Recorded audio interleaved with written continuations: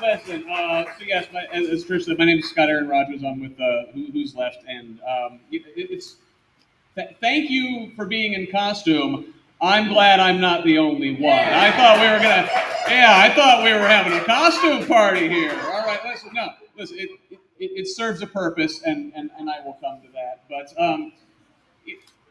for all the ghosts and goblins and witches I see out there, there are a few things scarier than what is happening to our freedom of speech right now in this country. And Brad asked me to talk about the freedom of the press, and I'm not technically a journalist. I guess what I do these days counts as journalism in this environment, but in a way, what we all do is journalism in this environment. A tweet, an Instagram video, a TikTok post. That is what the founders would have done. That is what Thomas Paine would have absolutely had a Substack. Alexander Hamilton absolutely would have done get ready with me videos while he powered his wig. But so that is why authoritarians like Donald Trump are afraid. Speech isn't easily controlled. We all have our platforms in a world where their strategy is to flood the zone with shit. We have to flood the zone with pink sawdust. So I joke, right? But like I said, there's nothing scarier than the attacks on our freedom of speech, of religion, of assembly, and these are foundational to what we believe as Americans, and they're increasingly becoming treated like privileges for the rich and powerful and well-connected. So, given our unique situation in America, the way we value free speech, authoritarians are tricky, like Trump. They don't just come outright and ban what you can say. They use the power of the state to change what words mean. They call January 6 insurrectionists patriots. They call journalists the enemy of the people. They call liberal scientific inquiry woke indoctrination, and they call empathy weakness. That is not, they don't start with the handcuffs. They start with the dictionary, right? And so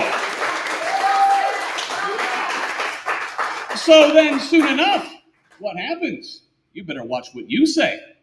They'll be calling you a radical, a criminal, fanatical, criminal, and I know my Q95 dads get that Super Trap reference. All right, yeah. And now, increasingly, they'll call you Antifa. They'll call you Hamas. They'll call you a terrorist, right? And nothing says land of the free like labeling your those folks you have a political disagreement with your enemy, an extremist. And look, I know folks on our side maybe have been accused of tossing the word Nazi around. Well, this word does have a meaning. And the people who study these things in our universities, they're sounding the alarm bells. They're saying, hey, these folks are doing Nazi stuff. So what do? They take over the university boards. They install new university presidents. And it's downright Orwellian. War is peace. Freedom is slavery. 2 + 2 is 5. This is how you build a world where truth itself is suspicious. And it's not theoretical. They're actually doing this. I don't know if you saw a couple weeks ago. They designated Antifa a domestic terrorist organization. An organization that, as far as I can tell, doesn't even exist. They never used this terminology for actual terrorist organizations like the Klan. They use it for silver-haired grannies and dudes in frog costumes. The butterfly is Antifa. They're eating the nectar. But they issued this thing called National Security Presidential Memo 7. It sounds like the most boring thing in the world, and that is how this works, right? They bury the extremism in really boring language. It is government by footnote. But what they are doing is they are designating common thoughts that a lot of Americans hold as indicators of terrorism. If you say corporations have too much power, you're suspicious. If you think our immigrant neighbors should be welcome, you're a radical. If you think police should be held accountable when they violate the law, then you are an extremist. If you say, hey, maybe that Jesus guy was onto something when he talked about giving away all your wealth and that maybe it was harder for a rich man to get into heaven than for a camel to pass through the eye of the needle, you set off all their alarm bells.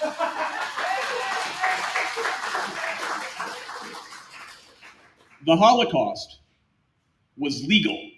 The people who hid Jews were criminals. Slavery was legal.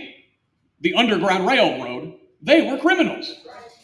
Segregation was legal, and the folks who stood up for human civil rights in this country, they were the criminals. So, the costume, right? What am I doing here? I don't know if you guys saw a little movie back in the day with Kirk Douglas called Spartacus.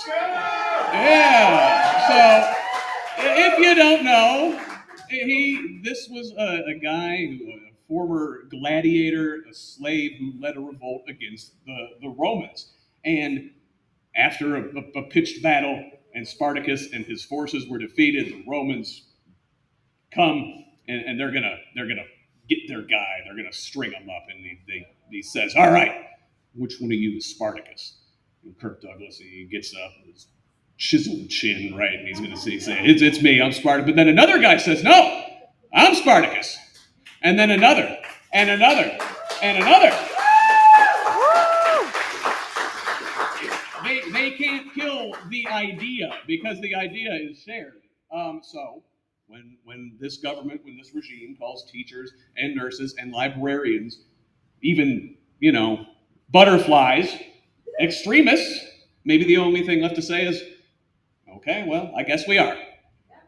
If believing in justice makes me a radical, then I'm a radical.